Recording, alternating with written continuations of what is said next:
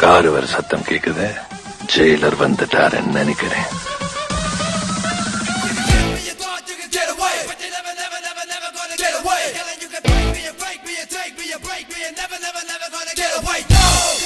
ஒரு சாதாரண ஆளா இருந்த என்ன டைட்டில் சாங் என்னடா இது பூராமே வரத்தான் செய்யும், வைரெல்லாம் எரியத்தான் செய்யும். ஏகப்பட்ட பொலிய ஒரு ஆள் தமிழ்நாட்டில் இருக்காருன்னு சொன்னா அது சோ ராமசுவாமி அவர்கள் தான். இங்க வாங்க சொன்னோம்.